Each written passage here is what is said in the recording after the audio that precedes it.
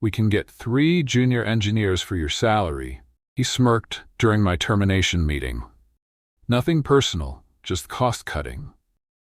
My name is Victor Hale, 55 years old, lead systems engineer at Veltria Housing for 18 years.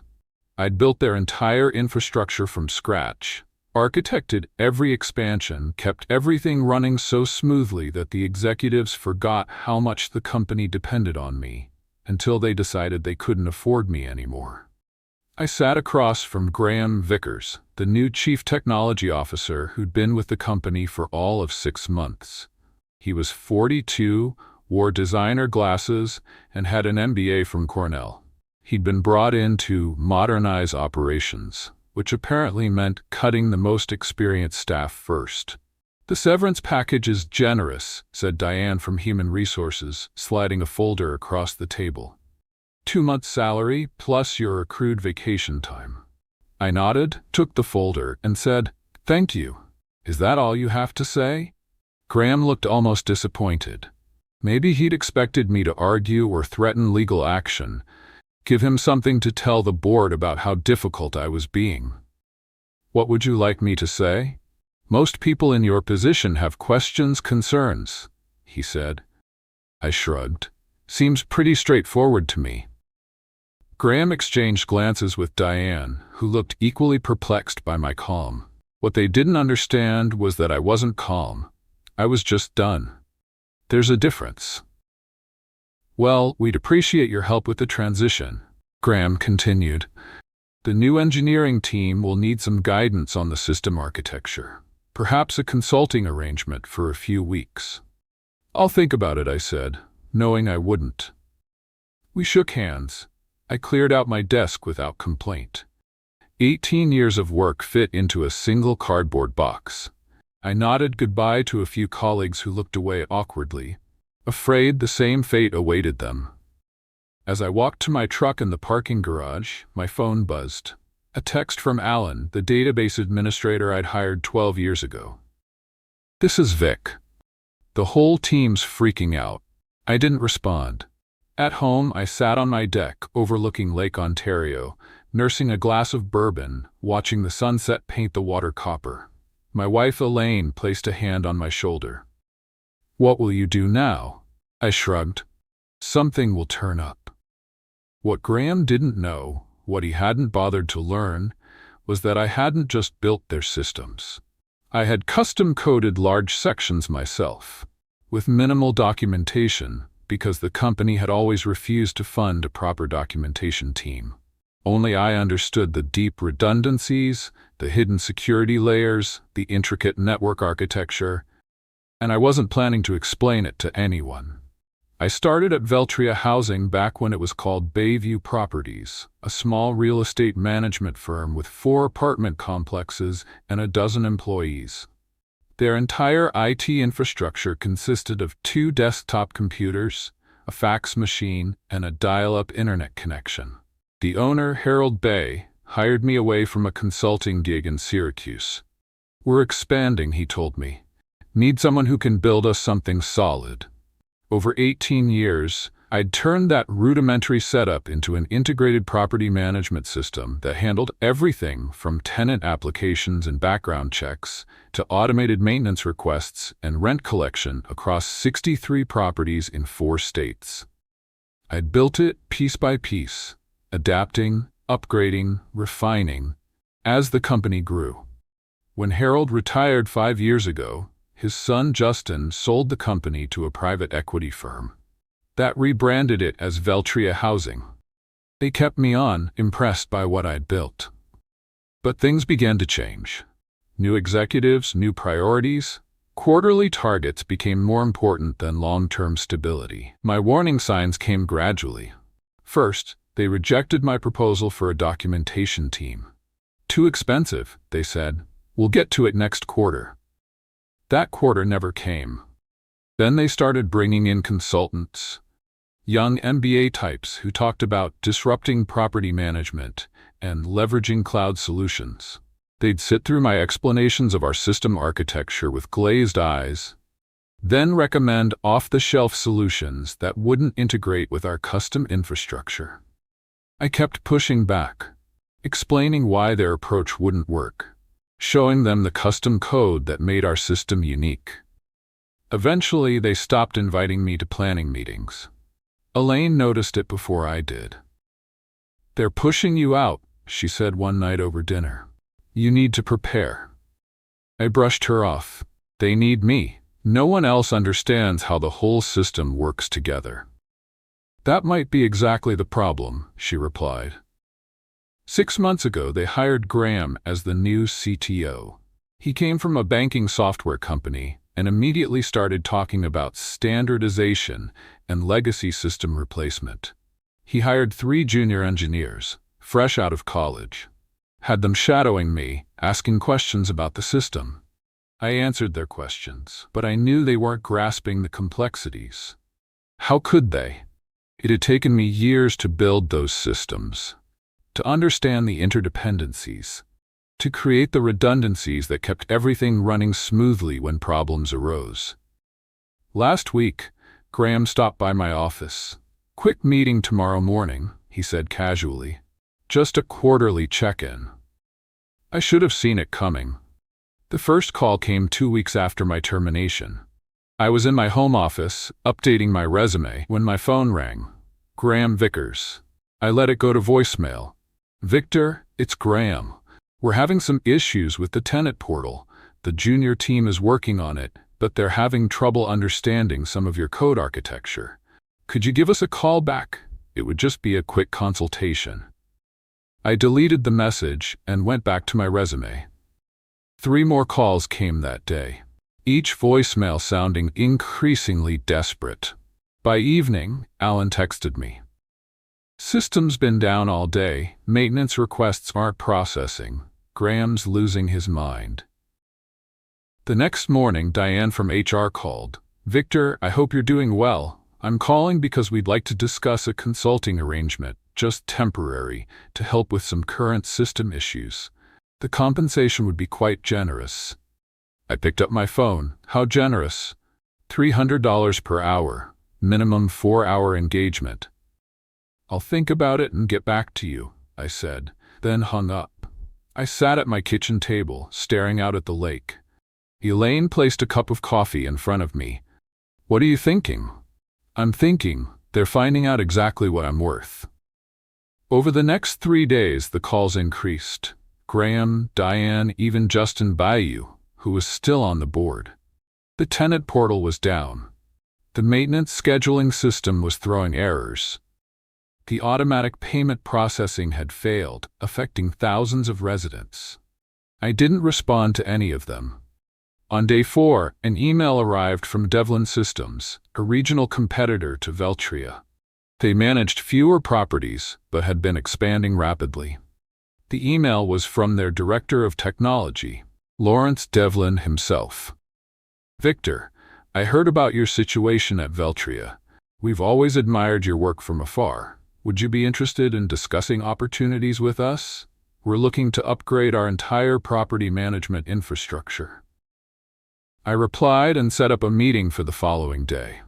That evening, as Elaine and I were preparing dinner, my doorbell rang. Graham Vickers stood on my porch, his designer glasses slightly askew, his normally immaculate suit wrinkled. "Victor, I apologize for dropping by unannounced, but we have an emergency situation. The entire system is down, nothing is working. The team can't figure out what's wrong or how to fix it." I leaned against the doorframe. "That sounds serious." "It is. We need your help.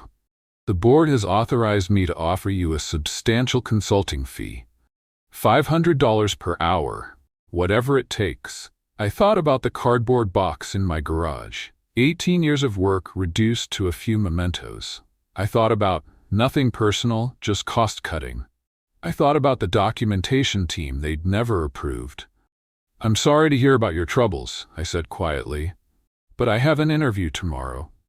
Something will turn up." And I closed the door on his stunned face. Back to making dinner. For the first time since my termination, I felt a sense of peace wash over me. Not satisfaction, not vindication, just clarity. I wasn't going to help them fix what they'd broken. The interview with Lawrence Devlin went better than expected. We met at a coffee shop in downtown Rochester, away from both companies' offices. "I've followed your work for years," Lawrence said, stirring his coffee. "That integrated property management system you built at Veltria is legendary in our industry. Nobody else has anything close to it." "Thank you," I said. "It took time. That's what I want to talk about. Time. We're looking to build something similar, but we don't want to start from scratch. We need someone who understands the architecture, the integration points, the security layers. Someone who can build us something better than what's out there." "I'm interested." Lawrence smiled. "Good, because I'm prepared to offer you the position of Chief Systems Architect. Full benefits, stock options, and a salary 20% higher than what you were making at Veltria." It was a good offer. Too good, almost. "Why me?" I asked. "There are younger engineers out there, cheaper ones." Lawrence laughed. "You sound like your former employer." "We tried that route, hired 3 bright young engineers from top schools. They built us something sleek and modern that crashes every time we get more than 100 simultaneous users. We don't need cheap, we need reliable." I accepted the offer the next day. Meanwhile, Veltria's problems were escalating. Alan kept me updated through occasional texts. The system had been partially restored, but critical functions were still failing. They'd brought in an expensive consulting firm that specialized in legacy system recovery. A week after I started at Devlin, Graham called again. "Victor, please, this is getting serious. We've lost access to payment records for the past 3 months. Tenants are complaining about incorrect charges. The consulting team says they need your input on the database structure." I was tempted to ignore it, but something made me pick up. "Graham, I'm employed elsewhere now, exclusive contract. I'm afraid I can't help you. We'll double whatever they're paying you for just 2 days of your time." "It's not about the money." "Then what is it? Revenge? Are you enjoying watching us struggle?" I paused, considering my answer carefully. "No, Graham, I'm not enjoying it." "But you made a business decision. You decided my experience wasn't worth the cost. Now you're discovering what that actually means. The board wants to discuss bringing you back. Full salary, plus a signing bonus." For a moment I felt a flicker of satisfaction, but it quickly faded. Going back would solve nothing. The same executives who decided I was expendable would be waiting for the next opportunity to cut costs. "I appreciate the offer," I said, "but I've made a commitment to Devlin Systems." Graham's voice hardened.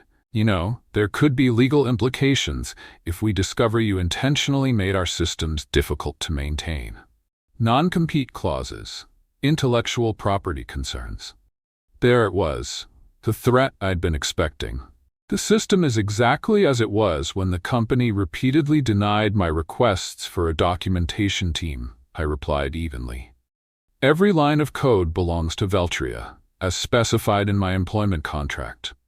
I've taken nothing with me except my experience. But feel free to have your lawyers contact mine." I hung up, hands shaking slightly, not from fear but from anger I hadn't allowed myself to feel until now. The accusation that I'd somehow sabotaged them. That was the final insult.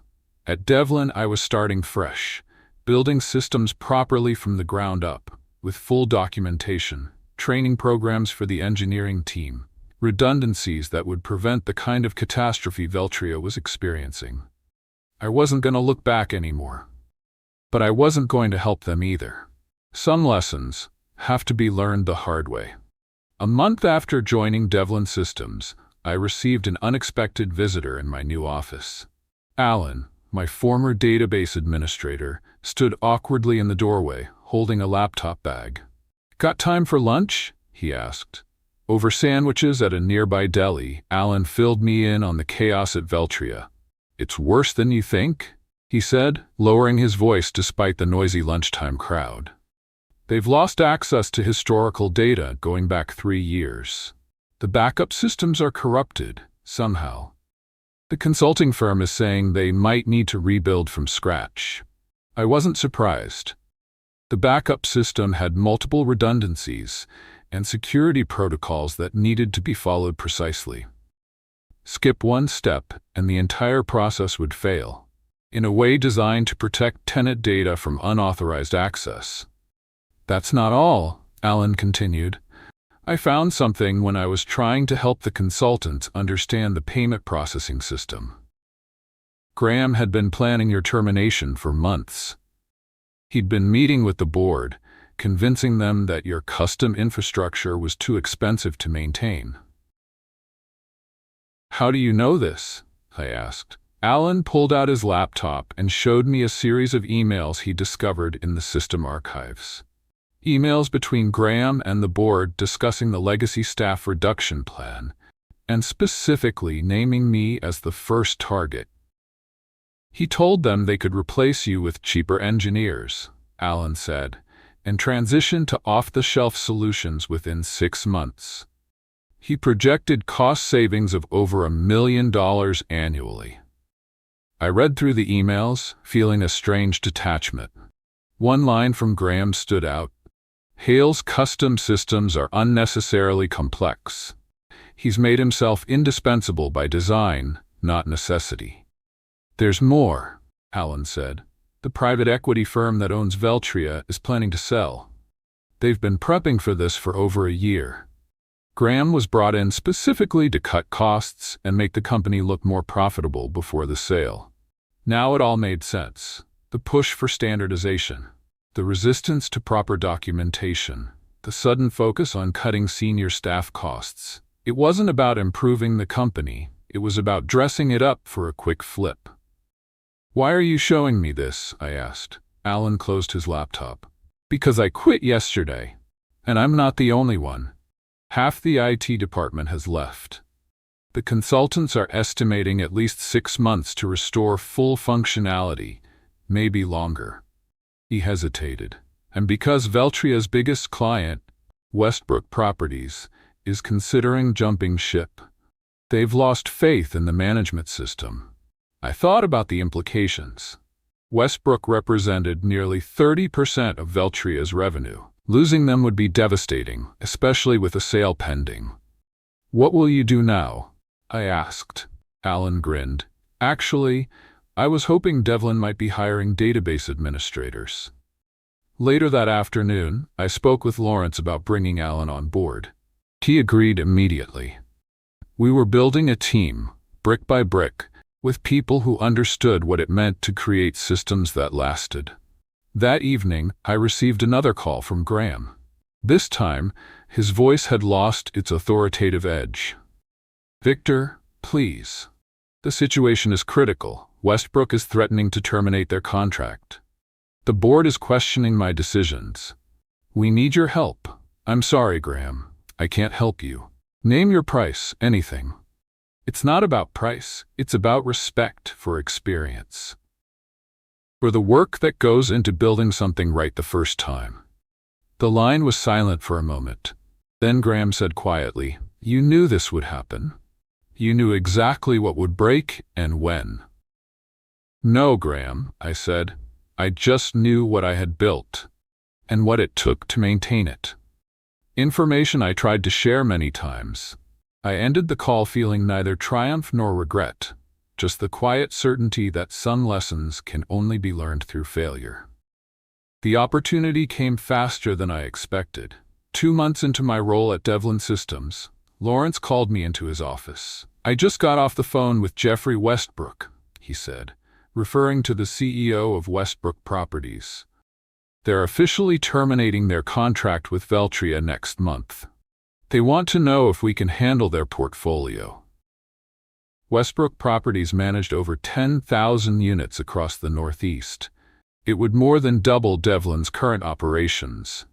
"We're not ready for that kind of scale," I admitted. "The new system is coming along, but it's only halfway there." Lawrence leaned forward. "What would it take to get ready, if we had to?" I thought about it. 3 more senior engineers, dedicated server infrastructure, at least 8 weeks of development time. Even then, it would be tight. Jeffrey's desperate. Veltria's failures are affecting their reputation with tenants. He's willing to give us 12 weeks and fund the infrastructure expansion. This was it, the moment, the turning point. If Devlin took on Westbrook and succeeded, it would establish us as a serious competitor in the industry. If we failed, it could sink both companies. Let me think about the architecture, I said. I'll drop a plan by tomorrow. That night, I barely slept. I sketched system diagrams, mapped data migration pathways, considered scaling challenges. By morning, I had a plan. Ambitious, but achievable. A hybrid approach that would let us onboard Westbrook's properties in stages, minimizing disruption. When I presented it to Lawrence, he studied it carefully. "This is solid," he said finally. "But I notice you've included a substantial documentation phase that adds 3 weeks to the timeline." "It's non-negotiable," I replied. "That's where Veltria failed. We document everything from day one. We train the team on every component. No single points of failure." Lawrence nodded. "I'll take your word for it. Let's move forward." The next weeks were intense. We hired 5 more engineers, including 2 who had recently left Veltria. Alan built a database migration tool that could translate Veltria's data structure into our new system. I designed a modular architecture that could scale with Westbrook's needs. Halfway through the project, I received an email from Justin Bayou, the former owner's son who still sat on Veltria's board. "Victor, I want to apologize for how things ended. The board was misled about the implications of letting you go. Graham has been removed as CTO. We're struggling to recover, and Westbrook's departure will hit us hard. If you're ever interested in coming back, the door is open." I didn't respond. 10 weeks into our 12-week timeline, we were ready for a staged rollout. Westbrook's smallest region, comprising 2,000 units in western New York, would migrate first. If successful, the remaining regions would follow. The day before the migration, Lawrence called me into his office again. A familiar face was waiting. Jeffrey Westbrook himself. "So you're the system architect?" Jeffrey said, standing to shake my hand. "Lawrence has told me a lot about you." "All good, I hope," I said. Jeffrey smiled. "He says you've built us something that won't break down every time we add a new property, something that will grow with us." "That's the plan. I also hear you used to work for Veltria." I nodded, unsure where he was going with this. "They're in trouble, you know. The private equity firm is trying to sell, but with Westbrook leaving and their system still not fully functional, they're not finding many interested buyers." He paused. "Except one." "Who's that?" I asked, though I suspected the answer. "Devlin Systems," Lawrence said. "We're considering making an offer, at a substantial discount to what they were valued at 6 months ago." I looked between them, processing the implications. "If that happens," Jeffrey continued, "we'd want someone who understands both companies to lead the integration. Someone who could salvage what's valuable from Veltria's infrastructure while transitioning everything to your new architecture." "Are you asking if I'd be willing to work on that?" I clarified. Lawrence nodded. "Only if the acquisition goes through, and only if you're comfortable with it." I thought about the irony, the system I'd built, the people I'd trained, the company that had discarded me, all potentially coming back under my direction. "I'd be willing," I said finally, "but I have one condition. We do it right, full documentation, proper training, no shortcuts." "Agreed," Lawrence said. "We've learned that lesson." As I walked back to my office, I felt no vindication, no desire for revenge. Just the simple satisfaction of knowing that good work done right eventually speaks for itself. 6 months later, I stood in the lobby of what had once been Veltria Housing's headquarters. The sign now read, "Devlin Integrated Property Management." The acquisition had gone through for less than a quarter of what the company had been valued at before my departure. Lawrence and I walked through the office, greeting former Veltria employees who would be staying on through the transition. Some looked away awkwardly. Others smiled with relief.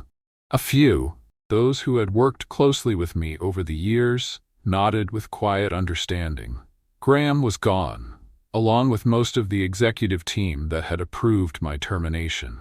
Justin Bayou had stayed on as a consultant, helping ease the transition with legacy clients. When we reached the server room, my old domain, I paused. Through the glass, I could see the hardware I'd specified, the blinking lights of systems I'd designed. "Want to go in?" Lawrence asked. "No need," I replied. "We'll be migrating everything to the new infrastructure anyway." In the main conference room, the remaining Veltria staff had gathered for the announcement. Lawrence introduced me as the Chief Integration Officer who would be overseeing the technical transition. "Many of you already know Victor," he said. "He built the original systems that ran this company for nearly 2 decades. Now he'll be guiding us through the integration of both companies' technologies into something better than either had before." As I looked out at the faces, some familiar, some new, I felt no triumph. No desire to say, "I told you so." What would be the point? Instead, I spoke briefly about the transition plan, the timeline, the support that would be available to everyone during the process.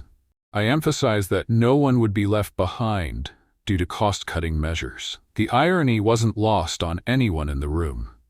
1 year after the acquisition, Devlin Integrated Property Management had become the largest property management company in the Northeast. The migration was complete, with all properties now running on the new system I designed, fully documented, properly staffed, and functioning smoothly. On a crisp autumn morning, I drove to the office for a final meeting with Lawrence. The leaves along Lake Ontario had turned brilliant shades of red and gold, a fitting backdrop for the conclusion of this chapter. "The board approved your proposal," Lawrence said as soon as I sat down. "The technical education division will launch next quarter. You'll have full autonomy to design the curriculum and hire instructors." This had been my condition for staying after the integration was complete. Not a higher title, not more money, but the creation of a division dedicated to training the next generation of systems engineers and architects, teaching them not just how to code, but how to build things meant to last. "Thank you," I said. "That means a lot." "No, thank you," Lawrence replied. "What you've built here, it's remarkable. Not just the technology, but the culture around it. The documentation, the knowledge sharing, the emphasis on quality over quick fixes."